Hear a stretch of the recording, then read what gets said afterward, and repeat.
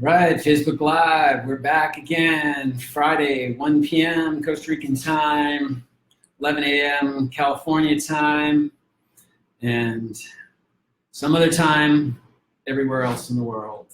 Welcome, everyone. I'm R. Christian Minson, Rythmia Breathwork team here, coming to you live from Rythmia in Costa Rica. Beautiful day here today in the Rythmia Live studios. Wondering, let me know right now, those who are here, can you hear the air conditioner in the background? I want to know if that's creating any noise or if everything is okay. While I'm getting that here looking good, I see people no. Caroline says no about the air conditioner. That's good. It's good because it keeps me a little bit cooler in here and it won't disturb the sound, the audio. Can't hear it, Jason. Great. Jason sounds perfectly fine. Great. Welcome everybody to Mike. Dio, Kathy, hi from Texas. Hi, Kathy. And Dio, hi. Jason, Caroline, Brandy. Damn. My eyes once again. Brandy, yeah, right. Who else is here? Cheryl Snow, hello. And I saw Shelly kind of come on early on. Was that right? Anyway. Some likes, some hearts, all that kind of stuff. Good to have you guys on today. Since coming from London, you can let me know where you're coming from. It's great to see a worldwide audience, especially live. Tell me what time it is in London there. And as I mentioned, Costa Rica time, it's 1 p.m. when we do these things. California, excellent. Look at all this. This is probably the most likes and hearts. And I just saw a flower go by. That's a new one. So all good, all good. Loving it. You make me feel good. So I'm just buying a little time again while we wait for a couple more people to show up. I will mention while I'm here that my name's Christian. I do the breath work here at Rythmia. Most of you who are on already know that. Oh, Leanne from Switzerland at 8 p.m. in Switzerland. Excellent. So beautiful, beautiful place, beautiful time. 7 in London, Mississippi. Carla's coming from. Excellent. And Brandy's from Cali, California. My home away from Rythmia home anyway. So. I'm loving it. You guys make me feel good with all these things. And I will mention that this is Rythmia Live right here. So that means that this is an interactive process. I'm planning to go to Rythmia. Raquel, oh yeah, when? Do you have a date yet, Raquel? And email brought you here from Dallas, Texas. Excellent, Saul. So if... all right, so if this is your first time here, send hearts and thumbs up and all across the screen. So if you've been on this Rythmia Live before, don't send anything yet. If this is your first time on this Rythmia Live, then send a couple hearts and things like that. All right, so it's looking like a few people. All right, that's looking good. Now, if you've been here before, if you've been on this Rythmia Live before, go ahead and send your hearts and likes across the screen. And right now, it's looking about the same, 50-50. All right, if you haven't been to Rythmia before, if you have not been to Rythmia before, send whatever you want across the screen, heart, a like, a smiley face, whatever. If you have not been to Rythmia, all right? And then, so then if you have been to Rythmia, if you have been to Rythmia before but you're tuning in, once again, send those, it kind of goes this way. Everything's opposite here. I lift my hand up here and I think I'm going there. So, so it looks like we probably have a slightly larger crowd of people who've been to Rythmia before. That's great. I love that you keep tuning in and staying in the vibe. As you know, part of the process of Rythmia is really about taking it back into your life, and part of keeping your miracle alive in your life is staying plugged in to all of the teachings, all of the things that we supported with you while you were here on campus, at the retreat, and but now you're back at home, and these Facebook Lives are one way to stay connected. Of course, the Rythmia Life program that you can purchase as an aftercare program when you're here is one of those great ways to stay connected. Of course, coming back again and again.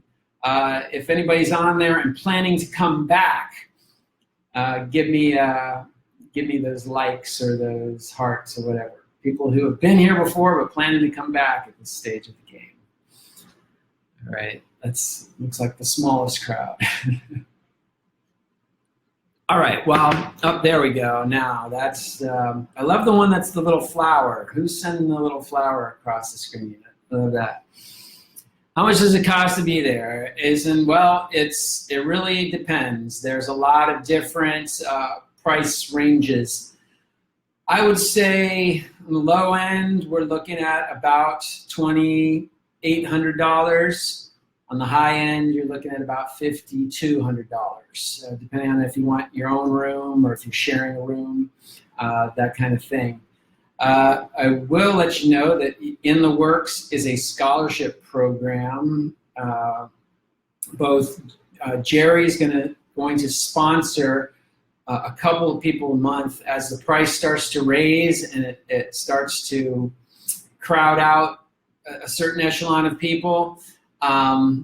Just by the nature, he will start offering a scholarship that's going to allow people who have a harder time affording it to still have this experience. And then he's also starting a Kickstarter campaign where people can donate money in and then get on, when that reaches whatever amount it takes to bring somebody here by scholarship. So we're going to have 2 people per week through Jerry, and then 1 person every time that, whenever the coffers fill up on our Kickstarter campaign, we'll keep bringing people in.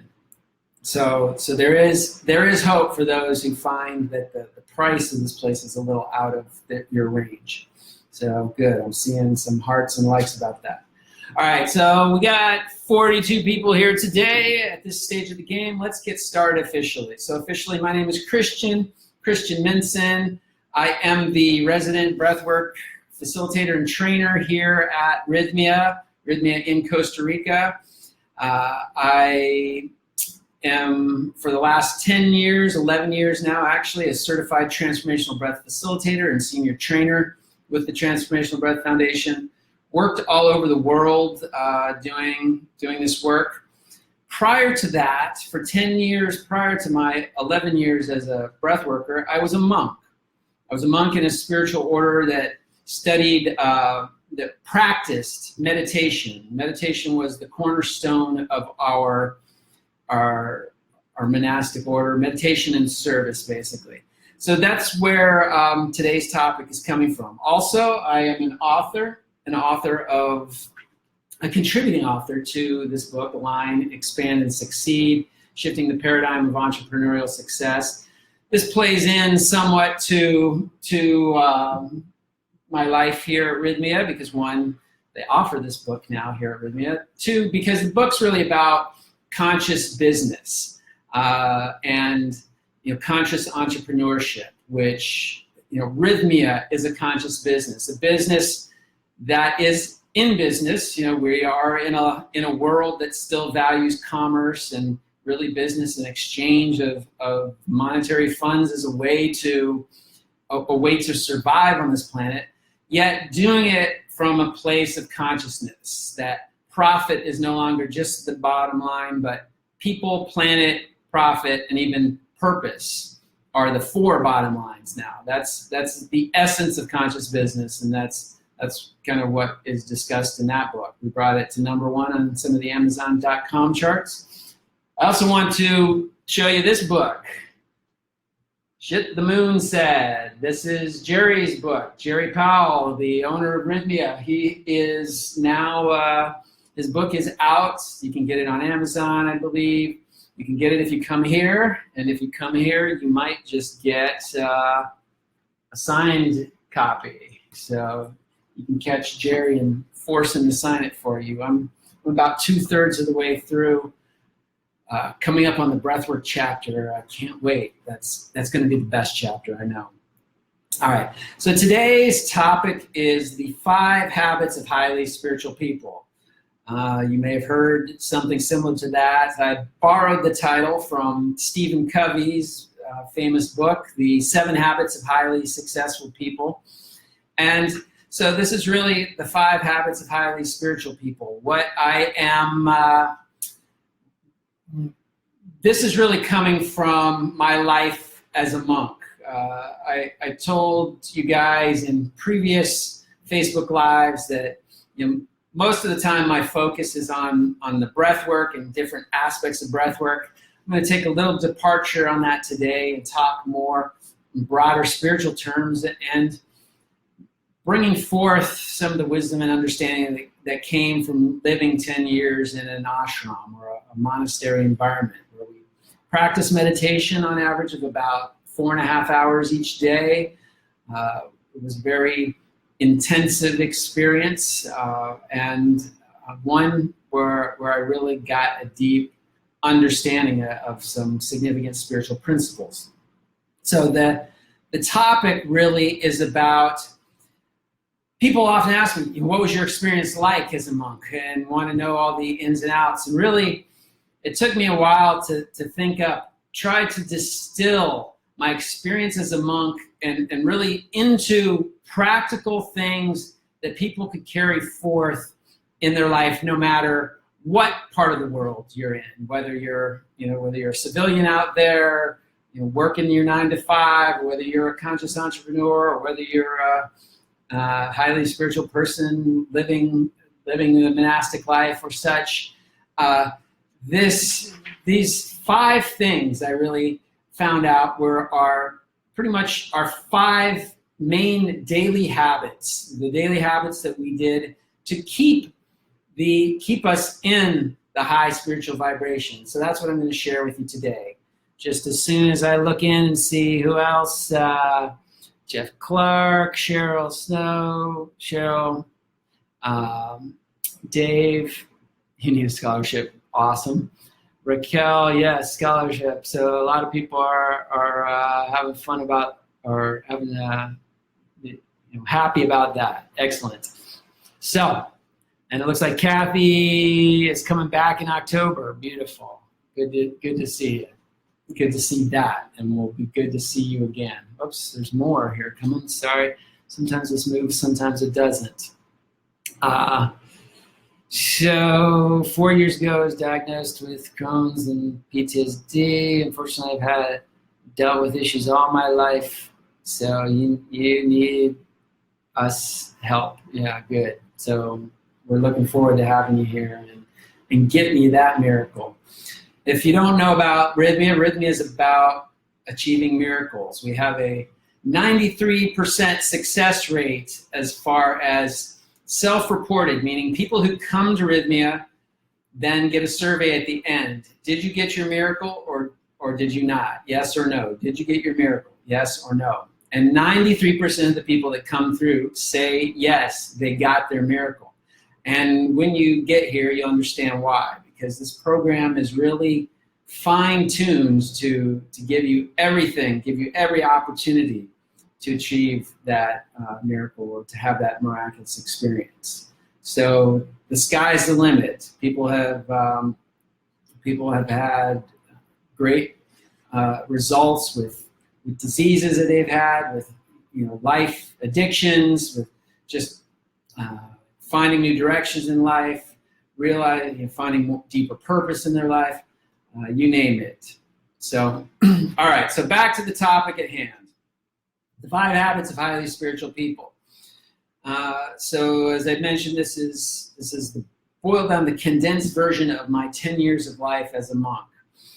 These were daily habits that we had, meaning we did these 5 things every single day, or at least as much as possible. Now, what I've noticed in the world, being back on the worldly side of the fence, is that it's ideal if you can do these things every single day, but it's not always as practical when you've got to pay bills and you've got children to feed and you've got a husband or wife to also spend time with, and social engagements and work engagements and all that kind of stuff.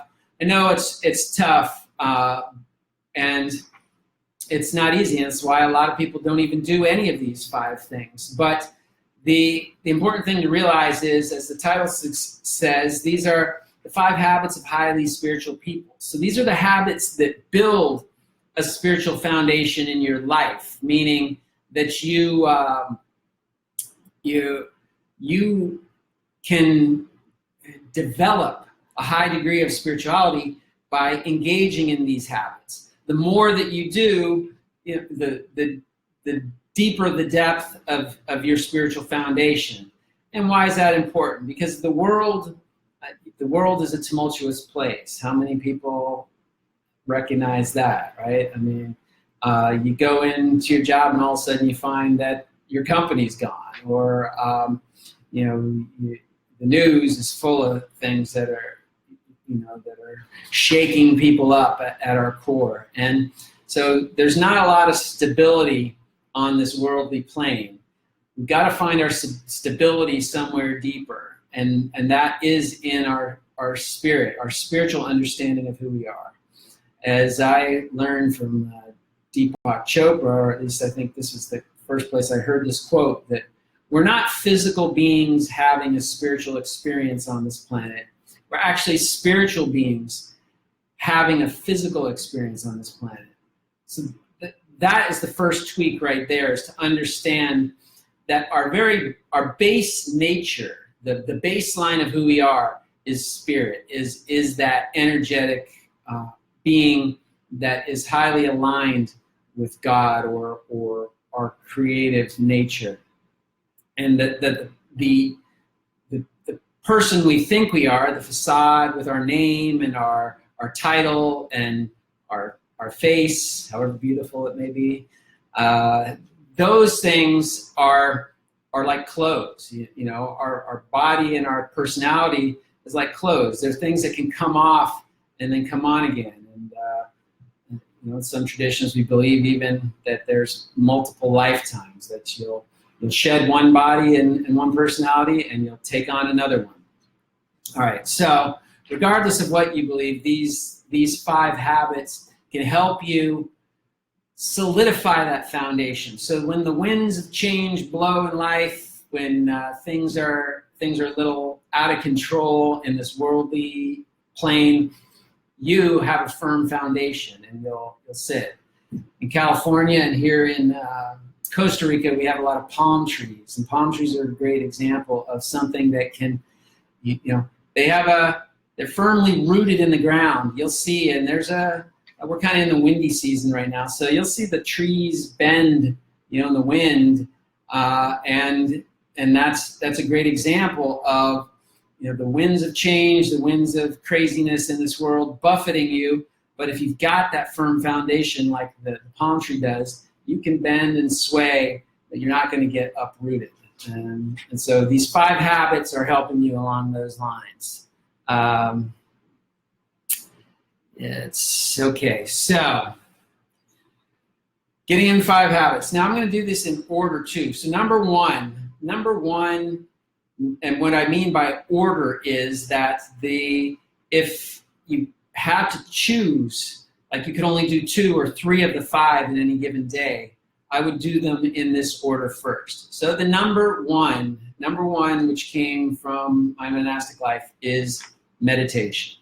Meditation, or I like to call it communion, because meditation is a form of communion. It doesn't,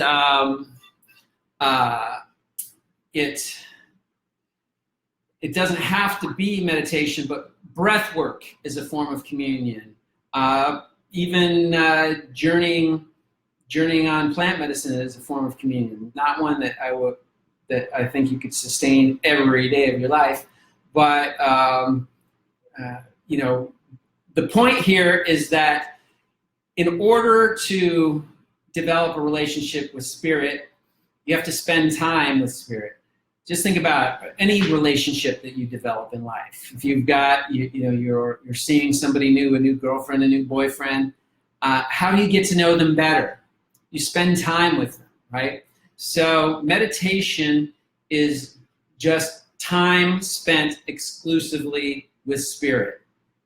Right? It's time where you set aside all other distractions, you take them out of your mind and your heart, and you focus completely on your relationship with that higher energy, your spirit, your God self, your higher self.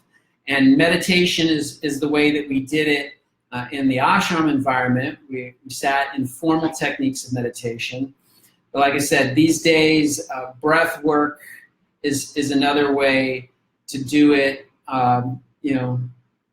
Walking in nature, if it's quiet and you're focused on your inner being. But the point is to spend that time. You can't develop a relationship with your higher self if you don't spend time with it. And like I said, in the ashram, we spend about 4.5 hours each day doing this work. Again, that's kind of a lot for most people. So anywhere between, I'd say 15 minutes, 30 minutes, an hour a day, if you can, and or at least 3 or 4 times a week. So that's the first one, meditation, the communion, the developing and the continuing to enhance the relationship with your spirit nature. And coconut trees or palm trees. I don't think we got any coconut trees around here. So, Asen, communion, as I just explained, is that connection with your spirit. Communing, to come together, the essence of that word commune, to come together, in this case, coming together with your spirit or your higher self. What is your definition of spirit or spirituality? So spirit is that higher self, that energetic self, that energetic part of our being, that part that is more in alignment with the oneness of the universe, the creative intelligence that brought all of this into existence. So the more that we can align with that, I'd say the more in alignment with spirit we are. All right, so hopefully that answers that for you, Rick. So number two can be surprising to some folks because number 2 is actually exercise, physical exercise. So number 2 in the 5 habits of highly spiritual people, again, these are highly spiritual people, is physical exercise. And why is this? This, the spiritual master that I follow said that, you cannot bring the divine spirit into a broken temple, into a disheveled, dirty, decrepit temple. And your body is the temple of spirit. Okay, so just on a practical level, the more out of shape your body is, the more difficult it is to sit for long periods of time in meditation or those communion type activities. The body becomes a distraction, a detriment to your whole moving forward in the spiritual life. So physical exercise is of utmost importance. Keeping this physical vehicle as healthy as possible. We used to do exercise of at least 30 minutes to an hour, and to the point where we would sweat, where we really work up a good heart rate. As a group of monks, we would play basketball a couple times a week, and we'd play soccer or football a couple times a week. And that was great team-oriented sports and great way to get the juices flowing. Here in Costa Rica, I've taken up surfing. So surfing is now my number one way of getting exercise. I just went out this morning, in fact, and it's a great way to not only, it almost, I wouldn't call it totally my communion, but you're out there communing with nature, with the waves, the water, just being in that zone, and then also getting a lot of good exercise, working on catching those waves. So whatever form you choose, exercise, physical exercise is number 2, to the point where ideally you're sweating or you've worked up a good heart rate. Have I played badminton? I have, and yeah, that's equally as good, especially if you work it hard. Okay, so number 1, meditation or communion. Number 2, physical exercise. The third habit of highly spiritual people is introspection. All right, introspection. Now, what is introspection? Introspection is a looking within.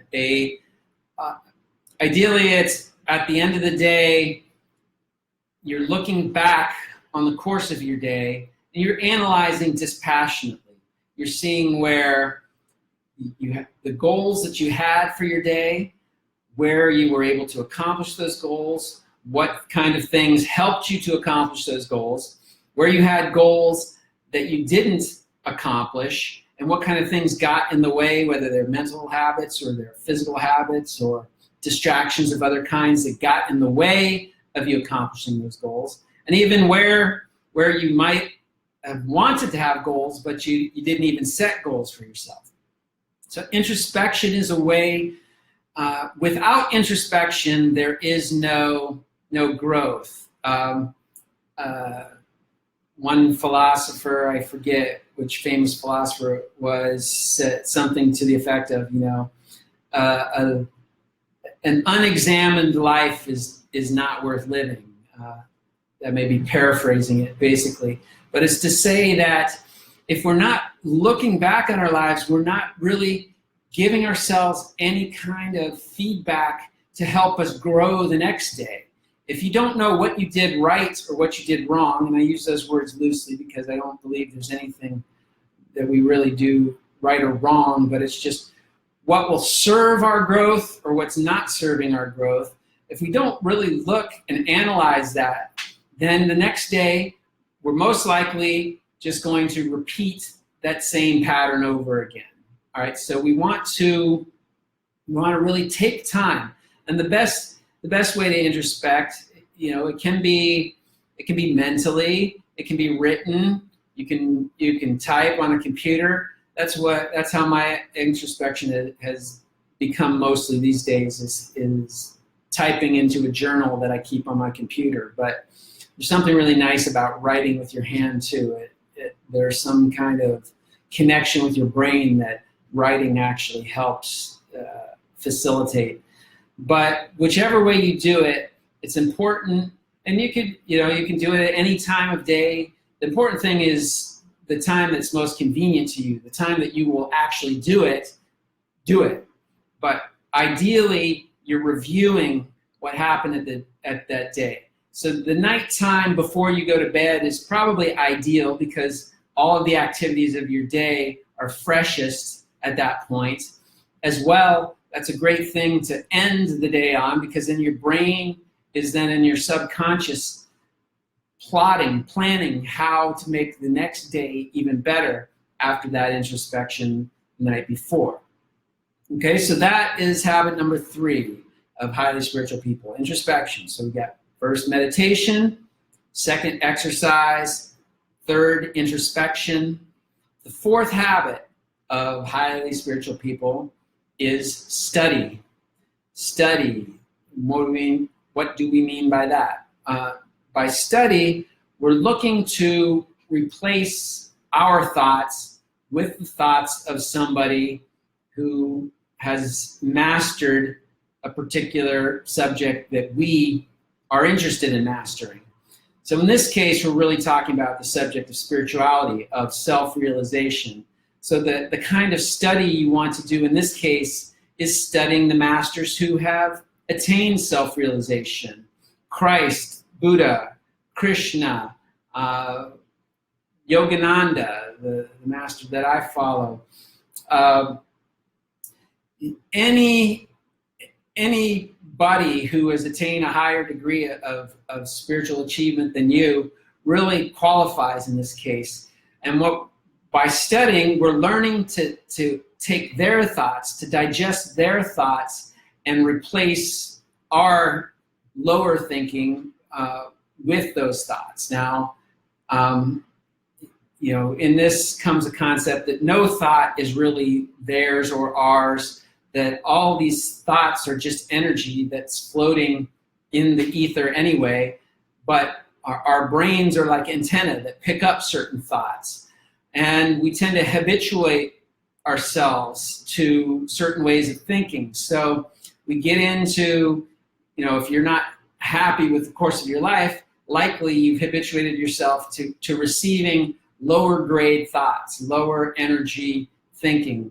Lower energy thoughts come in and we receive them in the brain. It's now as you start studying the words and the concepts of people who have attained a certain degree of self-realization or higher level of consciousness, you start to see that those thoughts vibrate at a higher level. And the more that you dwell on them and study, the more you start attuning yourself to picking them up out of the ether. So your thoughts start getting replaced, your lower level thoughts start getting replaced naturally with these higher level thoughts. And it kind of goes along the lines of what we're talking about in the beginning too, with meditation or communion. The more time you spend with the thoughts of somebody that you admire, the more you're going to naturally start to think like them. This goes across the board for any endeavor in life. If you want to be a powerful businessman or a businesswoman, then you're going to want to study the thoughts and the concepts of people who have achieved high levels of business. I was interested in my breathwork business to take things to the next level. So one of the reasons why I came to Rythmia was because Jerry, who is, Jerry Powell, who's the owner and CEO of Rythmia, has had a lot of business success. He knows a lot about business, and just being around him and just getting to see the way he makes decisions and the way he does things here is very helpful for me. It replaces some of the limited thoughts I've had on how I've conducted my business so that I can take that to the next level. But that's in the business world. Today we're talking about the spiritual world. But whether you're an athlete, you're going to want to study the ways and the thoughts behind the greatest athletes, whether you're a marketer or an artist or whatever. But in this case, self-realization, somebody who's wanting to achieve higher levels of spiritual awareness, you want to absorb the thoughts of those others who have already achieved that. Right? So that's number 4, study. So we've got first meditation, exercise, introspection, study. 4, and the 5th and final habit that we're talking about today is service.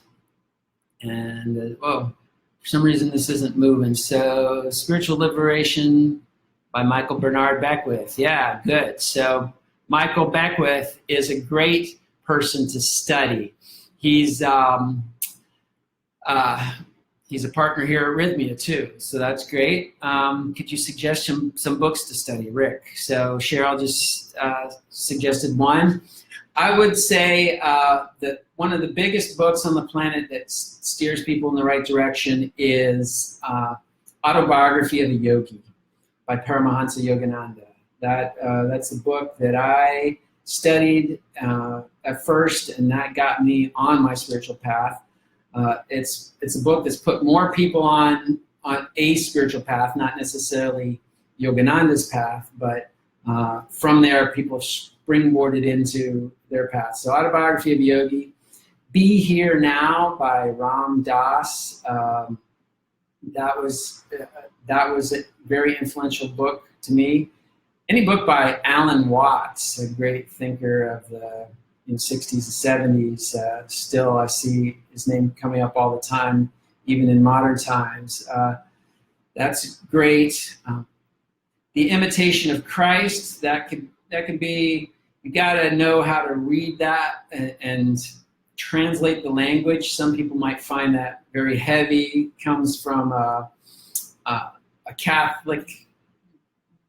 I think the writer of that came from a Catholic background. So there's a lot of language that if you read it the wrong way, you might think that you're getting down on yourself and such. But if you can translate it the right way, then it's a very inspiring book. It's really about how can we, imitation of Christ, how do we become Christ-like? And that, the essence of this talk, it could really be that. The 5 habits that will create a more Christ-like presence in your own life, or a more Buddha-like presence in your own life. That you become the spiritual master by practicing these habits over and over again. All right, so hopefully that those are what's free, Watts, free YouTubes. So yeah, Alex is telling us you can find Watts on YouTube, Alan Watts. You probably find a lot of this stuff on YouTube as well. All right, so I mentioned number 5 was service. And service, the two cornerstones of this, of the path that I was on, the meditation, or the spiritual path that I was on as a monk, were pretty much meditation and service. Those were like the foundation stones, the cornerstones that we built the foundation of our spiritual life. And so meditation was really about the inward expression of our spirituality, and service was really about the outward expression of our spirituality. And one of the reasons I'm very satisfied with my position here at Rythmia is because this is pure service. I mean, day in and day out, almost 24 hours a day, I'm in service to individuals here. And now, a lot of people come here and say, what a blessing to be here and all that. I wish I could serve in the same way. And what I tell people, well, one, I receive that and recognize that I am very fortunate for being here. But the other thing that I want to bring up is that service is not so much about doing a specific thing. It's about doing whatever you're doing a specific way. Okay, so you can be a monk like I was, and you can be in service, or you can be a monk and you can be in service to yourself, meaning you can still be in ego consciousness. You can be at Rythmia and you can be serving other people, or you can be acting for yourself, more egoistic endeavor. So you can be an investment banker, and you can do that in a spirit of service, where you're really doing your best to try to help people and really make a difference in their lives. Or you can do that in a spirit of egoistic endeavor, trying to get the most for yourself out of whatever, out of the clients that you're bringing in. So service isn't so much doing something different, but doing what you're doing it differently. All right, so doing it from an attitude of how can I support the greater good with whatever I'm doing. And this is a very important distinction, because a lot of people will come here and then they'll get inspired, or they'll have, even in your regular everyday life, you'll have an intuitive download that makes you recognize that I need to be doing something different. My life should be about serving others, and they'll want to run off and join an ashram or a soup kitchen or whatever. And it's like, you don't necessarily have to change your life that dramatically. You just have to change the way that you're doing what you're doing. And usually that just means doing what you're doing better, doing whatever it is you're doing better. So if you're in advertising, how can your advertising really support the greater good rather than trying to pull the wool over people's eyes to make the most money possible? So there probably are some professions which once you come to a certain level of awakening, you probably want to get out of. But on the greater scheme of things, those are relatively few. So service, again, is not about doing something different, but doing whatever you're doing differently, doing whatever you're doing better, doing whatever you're doing from a perspective of how can this really enhance the quality of life for the greater good versus how can this enhance my life, even if it means to the detriment of the greater good. So hopefully that's clear. Let's see.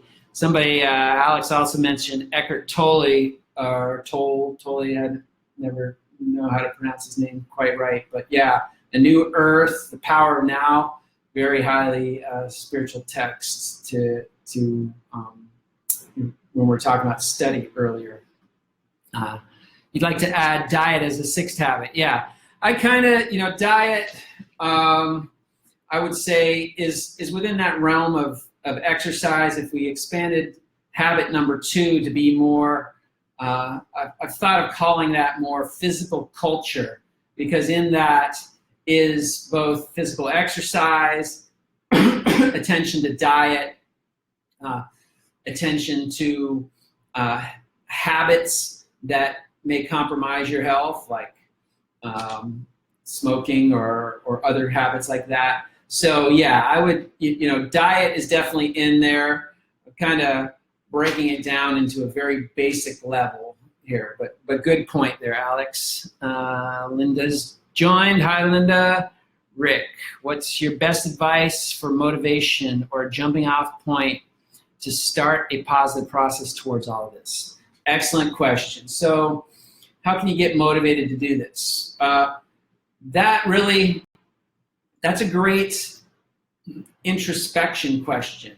Every night you might even, you might start in one way with introspection, even though I'm suggesting that, start with meditation if you can only do one thing. But by starting with introspection, you can ask yourself exactly this: what's going to motivate me? What can I do that's going to make my life better? And that should be a motivating question, right? I mean, if you want your life to be better, then you start thinking in terms of what I could do to make my life better.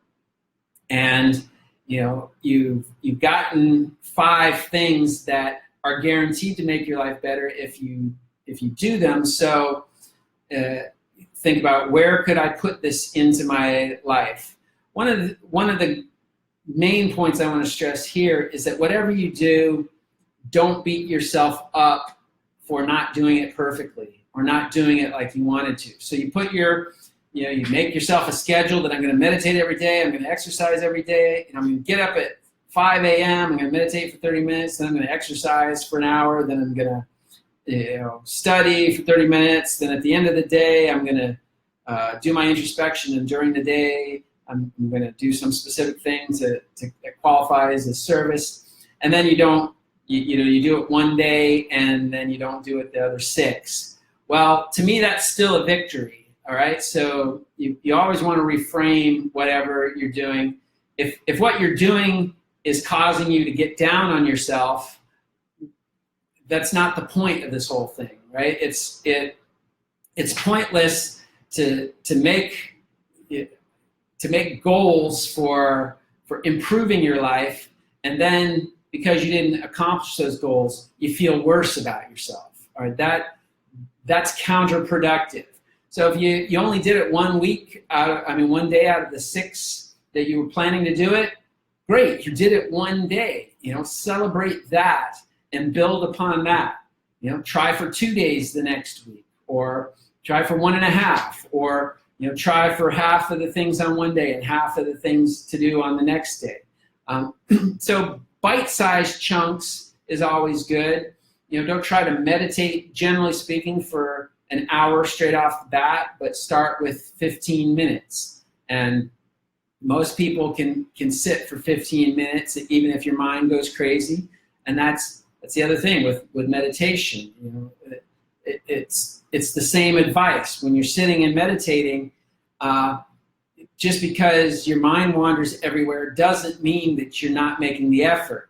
If you sit, and even if your mind's wandering and you have to keep bringing it back, that's better than giving up and not sitting at all, right? So it is the effort that you're making is actually creating an energetic magnet towards this higher, towards connecting with this higher level of your consciousness. And as you make the effort, this brings in a spiritual principle. I think the Bible says, like, God helps those who help themselves, and other religions and texts say similar things. Basically saying that you've got to initiate things.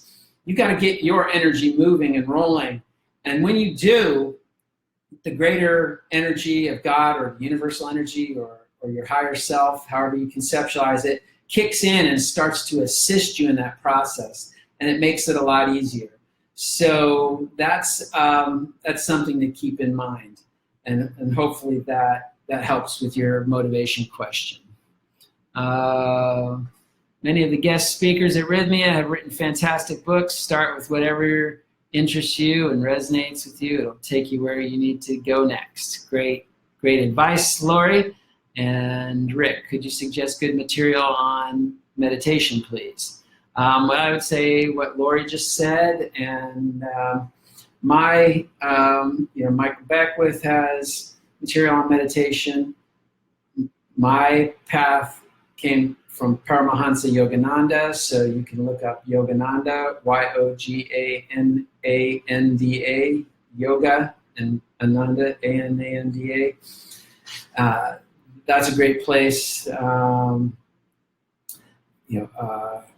guy that's very popular with his meditations these days is Joe Dispenza, so that's another place you might look. Any of the spiritual masters, just type in Google spiritual masters meditation practices, and you'll get a lot of different options to start exploring. Let's see, Stacy, evening from Cyprus. Wow, excellent. Glad to have you here. And let's see, Arthur joined.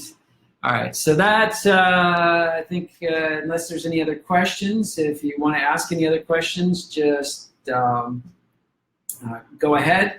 Otherwise, to sum up, these are what we call the 5 habits of highly spiritual people, meaning if you practice these habits regularly, whether that's daily or keeping them in your at least weekly rotation, these are the habits that we practiced in the ashram life. This is the difference between life on the inside of the fence and life on the outside of the fence, is that we practice these things regularly. It wasn't any magical formula that we did. We didn't have some great apparition come and anoint us all, and that's how we all got better. It's by doing these practices day in and day out.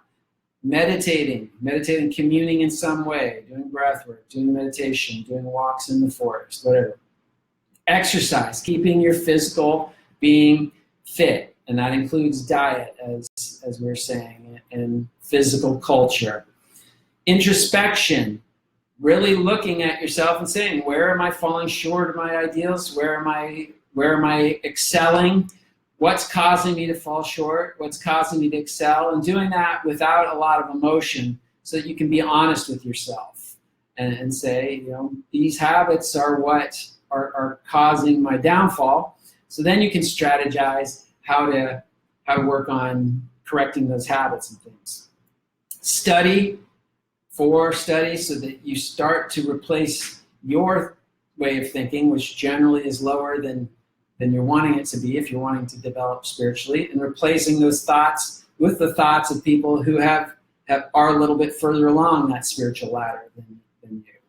And then finally, service, which is basically transforming your whole life into a perspective of giving rather than taking, of how can I add to the harmony in the world, how can I add to the upliftment of the world, rather than how can I take as much as I can from the world and get as much as I can.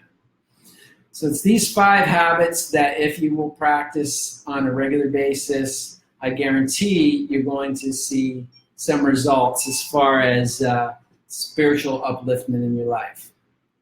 So with that, let's just see any other, a few more questions. Do you encourage plant medicine for everyone?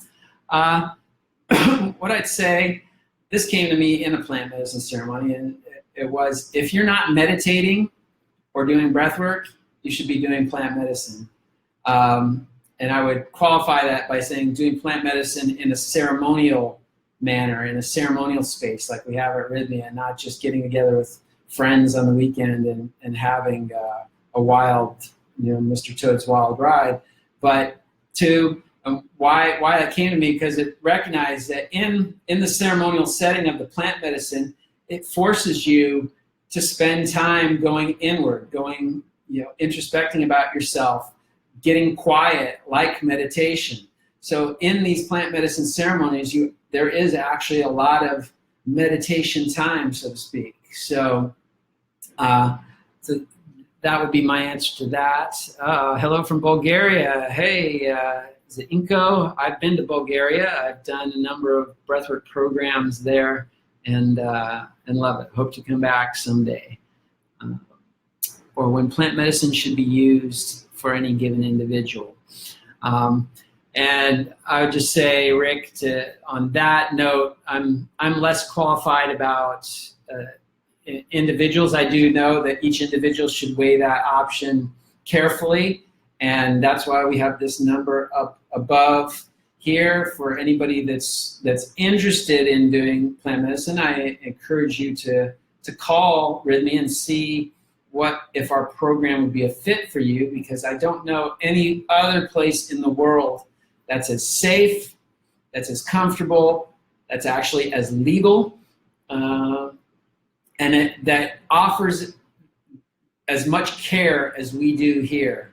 The staff, the support, the caring that comes, the coaching you through, your dark nights of the soul, and different things that you might go through as you're really working to shed the old you and bring in a new, higher vibrational you.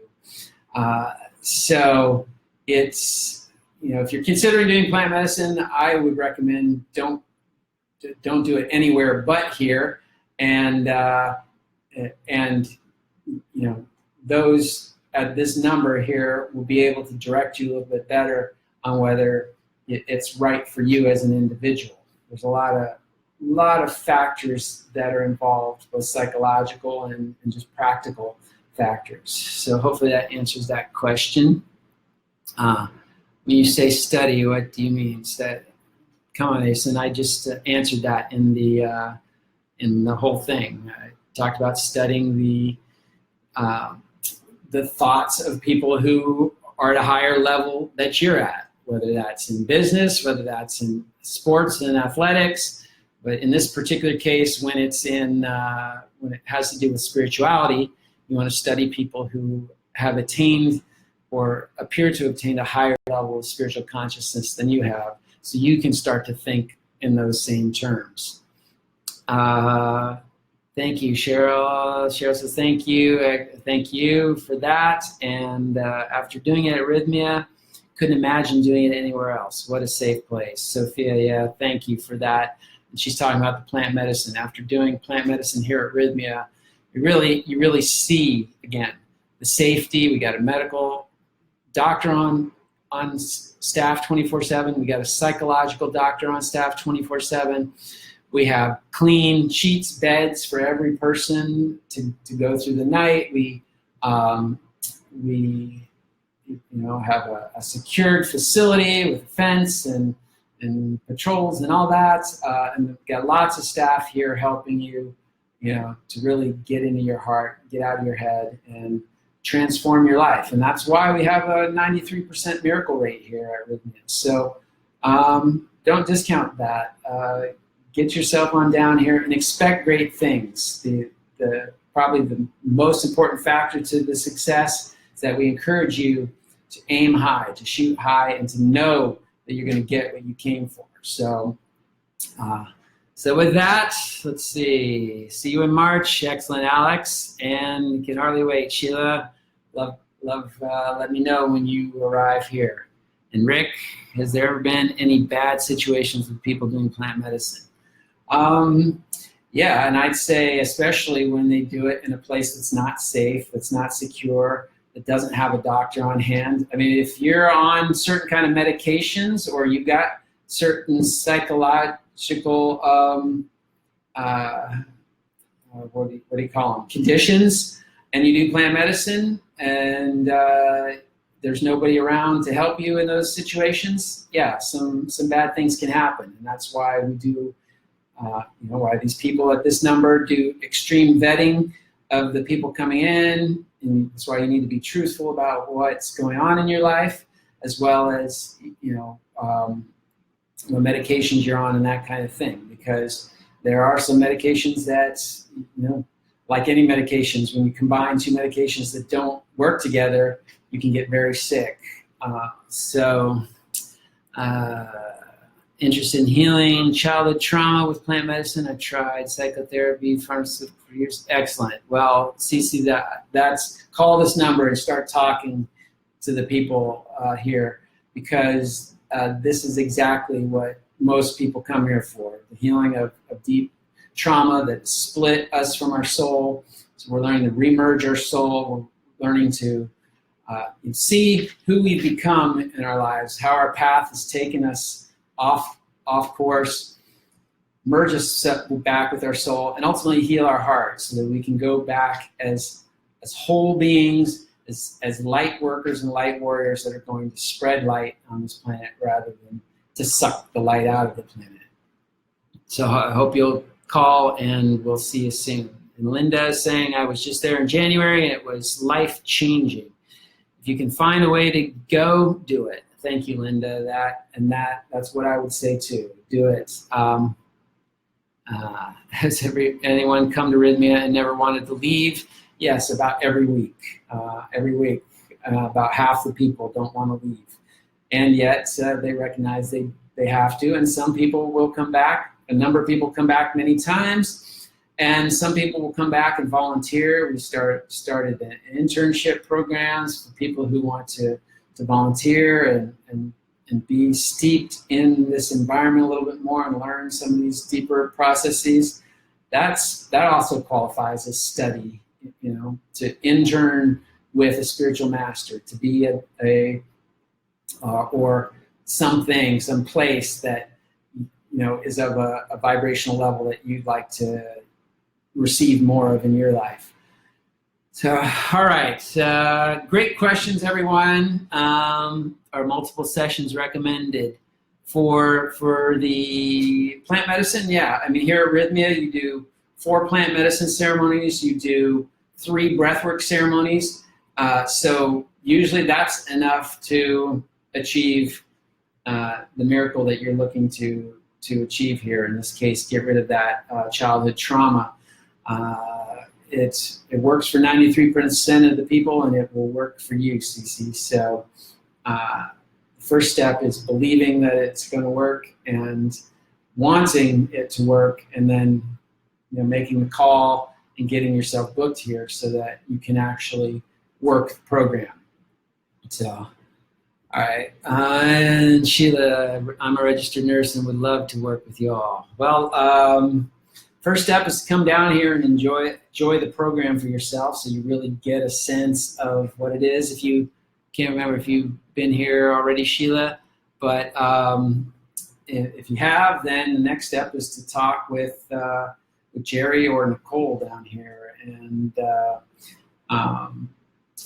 then start that conversation, because we're always open to the potential for people that are going to fit and going to make this place even more powerful for the people coming here to receive what they need to get. All right, so with that, we're reaching the hour mark. I think this might be one of the longest Facebook Lives I've done so far, but you guys have been asking a lot of great questions. I hope this topic was really powerful for you today. If you do like these more spiritual topics that have to do with my my past life as a monk and all that, type in down there in the box, in the chat box, more. Give me more of these kind of topics. I will definitely still be doing breathwork topics, but if you like these two, I'll intersperse more of these in there. So with that, I thank you all. Christian Minson signing off for today from Rythmia Life Advancement Center in Costa Rica. Hope to see you all here soon. And for those of you that have said you're coming, please introduce yourself to me when you get here. If I'm not, I may be the one that actually receives you as well. So you might be the first one you see getting off the van. So with that, blessings to you all. I'll see you next week on Facebook Live.